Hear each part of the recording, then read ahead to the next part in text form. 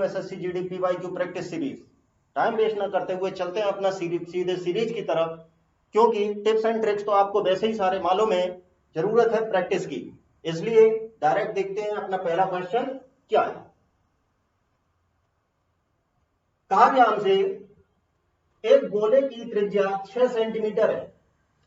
गोले से मतलब स्फीयर की बात की जा रही। गोले को पिघलाकर 0.4 सेंटीमीटर त्रिज्या का एक तार बनाया जाता है। तार का मतलब क्या बनाया गया? सिलेंडर। तार की लंबाई क्या है? बेसिक बात इतनी है कि एक गोला है, गोले को पिघलाकर एक तार बनाया गया और पूछा यह गया कि तार की लंबाई क्या है, या कह लो कि एक तरह से आपसे पूछा गया सिलेंडर की हाइट कितनी।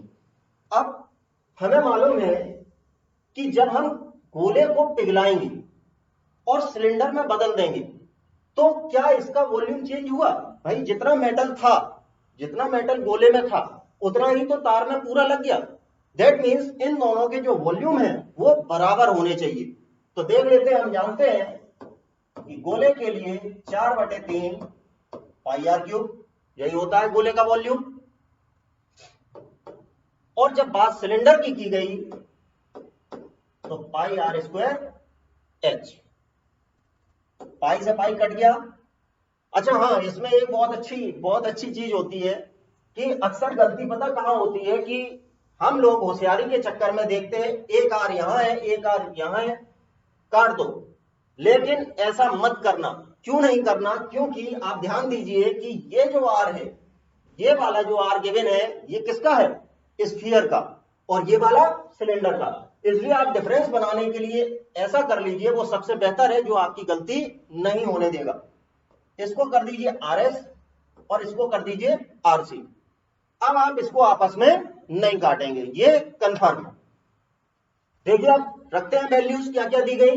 गोले की त्रिज्या 6 सेंटीमीटर है,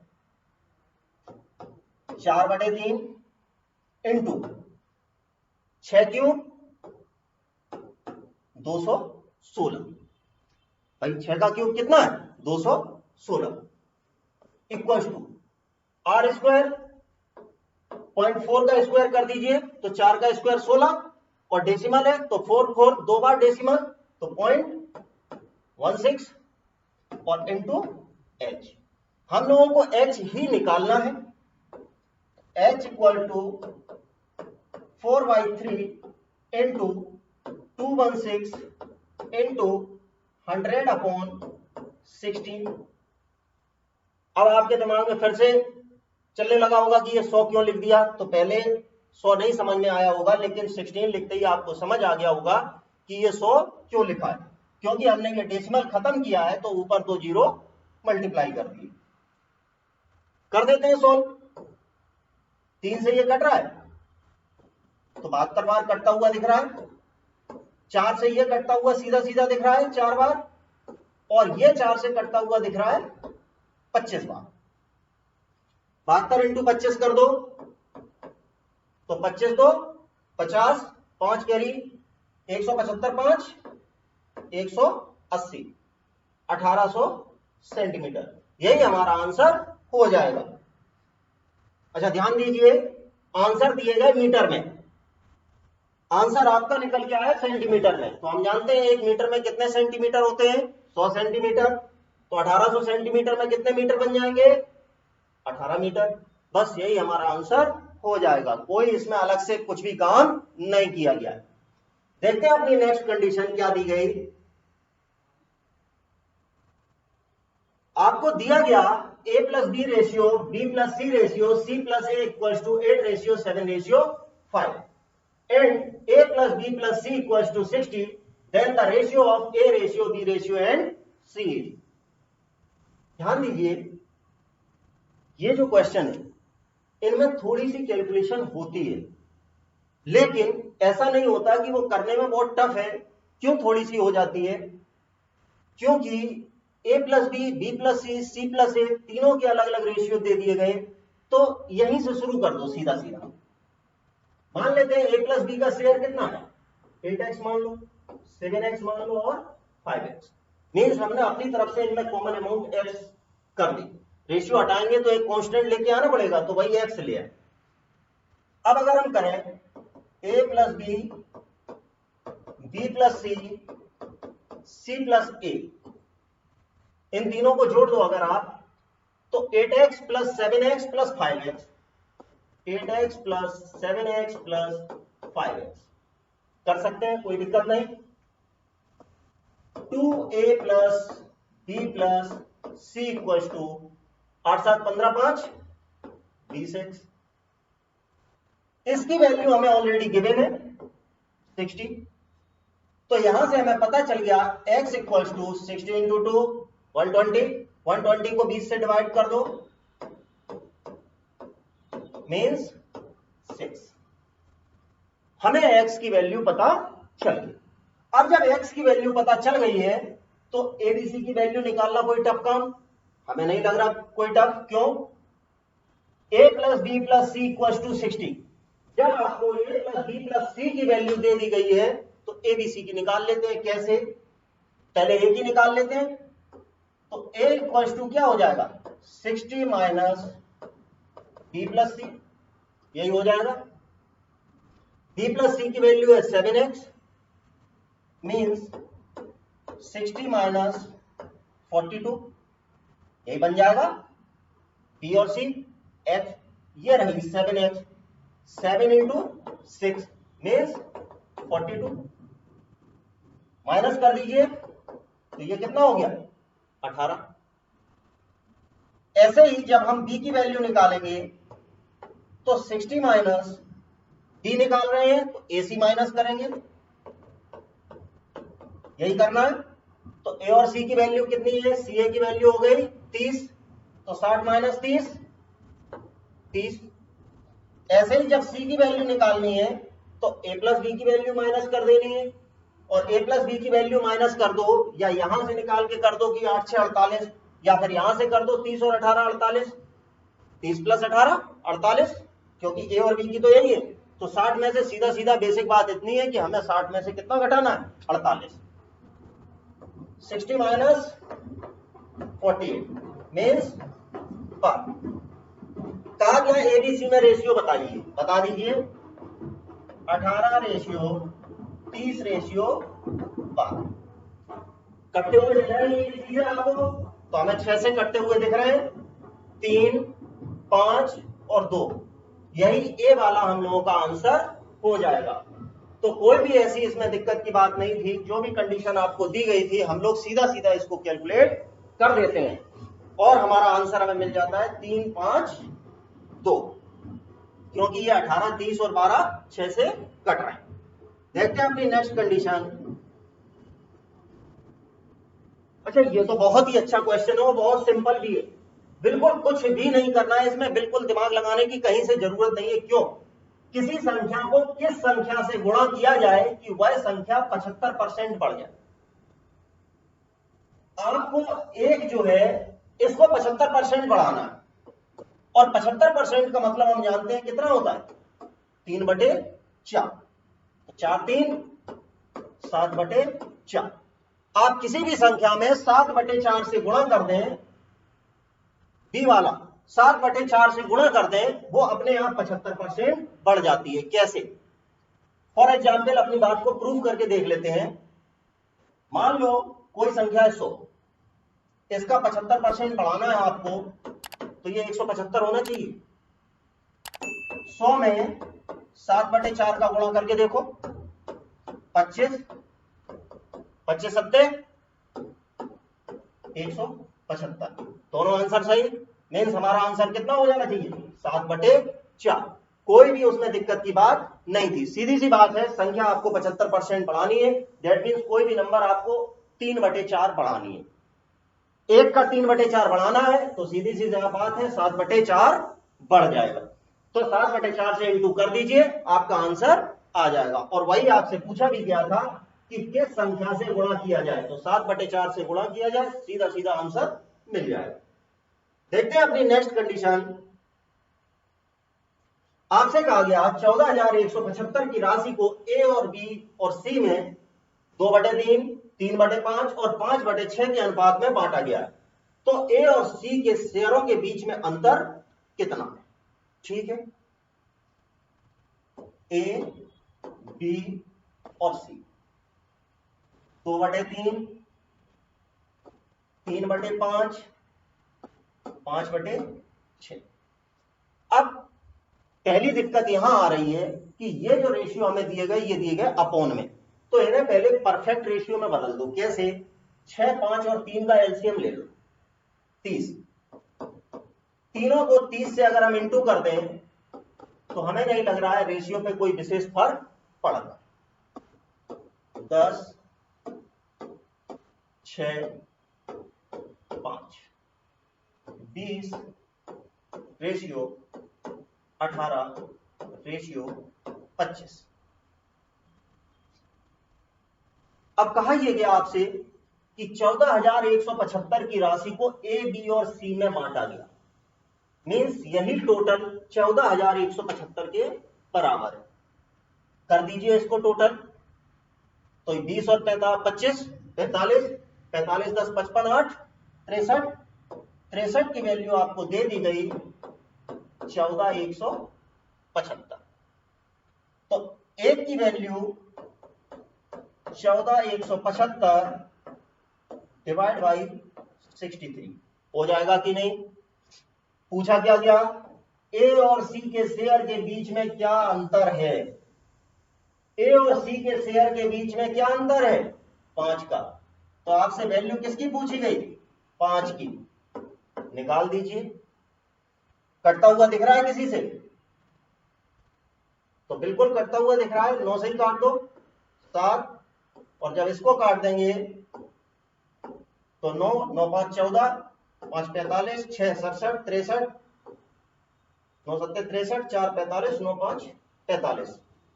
फिर से कटता हुआ दिख रहा है, ये 7 से ही कटता हुआ दिख रहा है सीधा सीधा। 7 दूनी 14, 7 दूनी 14 और 7 पना 35, 225 गुणे 5। तो सीधी सी बात है, 225 गुणे 5 का मतलब हो गया 25 पंचे 125, और 2 से कर दीजिए तो 200 पंचे 1000, 1000 और 125 1125। बस यही हमारा आंसर हो जाएगा। मीन्स सी वाला हमारा आंसर हो जाएगा, कोई भी दिक्कत की बात नहीं। देखिए अपनी नेक्स्ट कंडीशन। एक दुकानदार 6,000 का सामान खरीदता है, वह 8% के लाभ पर 40% सामान बेचता है। पूरे लेन देन पर 25% लाभ प्राप्त करने के लिए उसे शेष माल को कितने लाभ प्रतिशत पर बेचना चाहिए? एक बात समझिए, इस क्वेश्चन में ऐसा कुछ भी नहीं दिया गया जो कोई दिक्कत दे। कैसे? टोटल सामान कितना है? 6,000 का, और ओवरऑल उसे लाभ कितना लेना है? 25% का। तो पहले तो आप 6,000 का 25% ही निकाल दें, जिससे हमें यह पता चल जाएगा कि उसको टोटल लाभ लेना कितना है। तो 25 6 150, मीन्स उसको टोटल लाभ लेना है 1,500 रुपए। यही लेना है।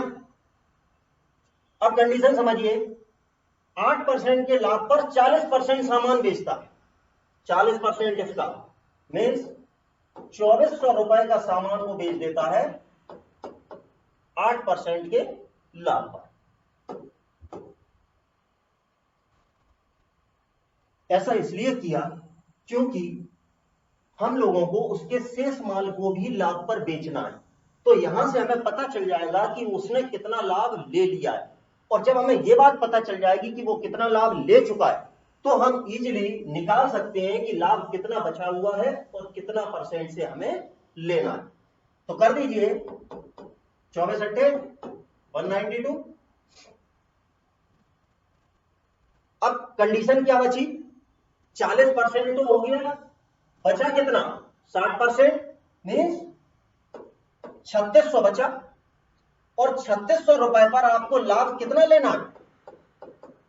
1500 माइनस 192।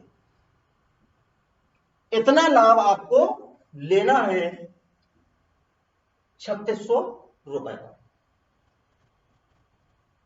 परसेंटेज कैसे निकाल देंगे फिर? सीधा सीधा तो इनको माइनस कर दीजिए, तो कितना हो जाएगा? 1308 डिवाइड बाई 3600 इंटू 100, यही हमारा प्रॉफिट का परसेंट हो जाएगा और यही हमारा आंसर बन जाएगा। लेकिन अब आप अगर ध्यान दें, ये जो कंडीशन है जो हम लोगों ने ये अप्लाई की है, हमें दिखाई दे रहा है कि ये बहुत ज्यादा कैलकुलेटिव होती चली जा रही है और बहुत ज्यादा टाइम भी वेस्ट कर रही है, क्योंकि इतना सॉल्व करना, इतनी कैलकुलेशन करना और उसके बाद जाके कहीं आंसर आएगा, और थोड़ा सा भी अगर गड़बड़ कर गए, कहीं पर भी अगर थोड़ा सा भी गड़बड़ कर दिया, तो आप ये समझ लीजिए कि आंसर पूरी तरह से गलत हो जाएगा। तो बेहतर कंडीशन है कि हम इस तरह से ना करते हुए कोई और तरीका इस पे अप्लाई कर दें, शायद उससे जल्दी आ जाए। कैसे, समझ लेते हैं। एक पेज ऐड कर रहे हैं, इस पे समझते हैं।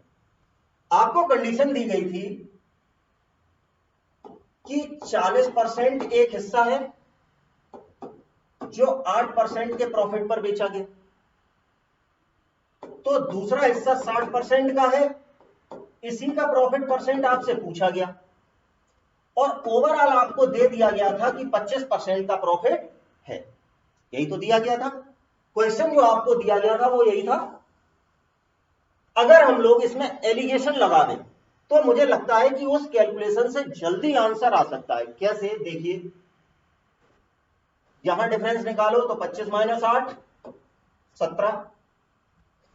अब ध्यान दीजिए, यहां 25 में से 8 घटा था, दैट मीन्स इसमें x में से 25 घटाना पड़ेगा, x माइनस 25। एक हिस्सा ये मीन्स ये दोनों जो शेयर हैं प्रॉफिट वाले, उनका हिस्सा इस अनुपात में होना चाहिए। लेकिन क्वेश्चन ने आपको वो रेशियो दिया है, कैसे, ध्यान दो, 40% और 60%, मीन्स उनमें 40 और 60 का रेशियो है, 2 और 3 का। तो हम कह सकते हैं कि x माइनस 25 बटे 17, ये रेशियो आपको ऑलरेडी 2:3 के रेशियो में दिया गया। सॉल्व कर दीजिए इसको और देखना उससे अच्छी कैलकुलेशन और उससे जल्दी आराम से हो रही है कि नहीं। 3x minus 75 equals to 34, x equals to 75 plus 34 109 भाई 75 30 105 4 109 डिवाइड बाई 3, भाग दे लीजिए, 3 से गया, 1 बचा, 18, 1 बचा 0.33, फिर ये 76 रहेगा। तो हमें सीधा सीधा पता चल गया कि जो दूसरा हिस्सा था वो 36.33% के प्रॉफिट पर था। अब आप अगर देखें, ये वाला डी वाला आंसर है। अब अगर ध्यान दें, इस पूरी कैलकुलेशन में जो इतनी लंबी लंबी कैलकुलेशन करनी पड़ रही थी उसकी कंपेयर में, और यहां पे भी लास्ट में अब भाई 1308 बटे 3600 करना है, फिर 3600 से आप काटे, 3600 से भाग दें, तब जाके कहीं पर आप कैलकुलेशन को कर पाएंगे। और उसमें भी अगर कहीं कोई गलती हो गई तो सारा मामला गड़बड़।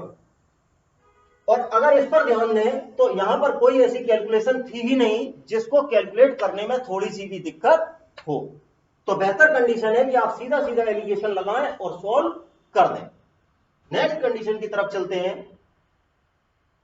यदि दी गई संख्या 758P09Q5 3 से विभाज्य है तो P प्लस Q का न्यूनतम मान क्या है? इस कंडीशन को सॉल्व करने से पहले हमें यह जानकारी होना बहुत जरूरी है कि कोई संख्या 3 से विभाज्य कब होती है। तो 3 से विभाज्य विभाजकता के नियम में हम पढ़े हुए हैं कि 3 से विभाज्य जो संख्या होगी उसके सभी अंकों का योग भी 3 से विभाज्य होगा।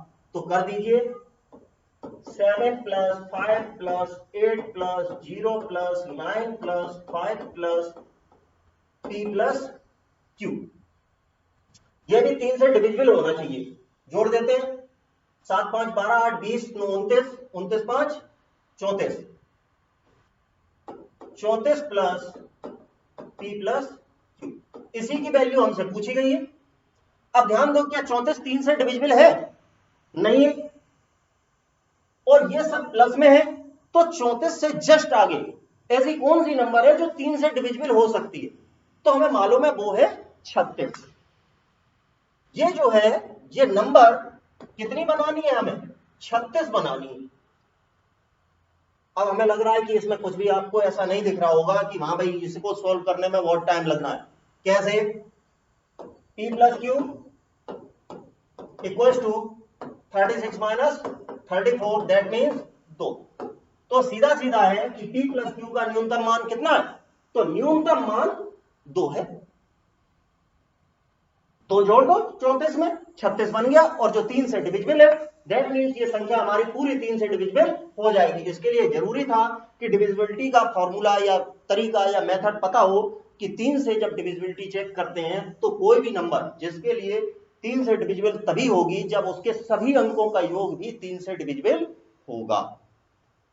देखते हैं हम लोग अपनी नेक्स्ट कंडीशन को। कहा गया by how much is 3/5 of 75 greater than is 4/7 of 77। 75 का 3/5 जो क्वेश्चन ने कहा है वही तो कर रहे हैं, अपनी तरफ से तो कुछ कर नहीं रहे। तो काट दो 45,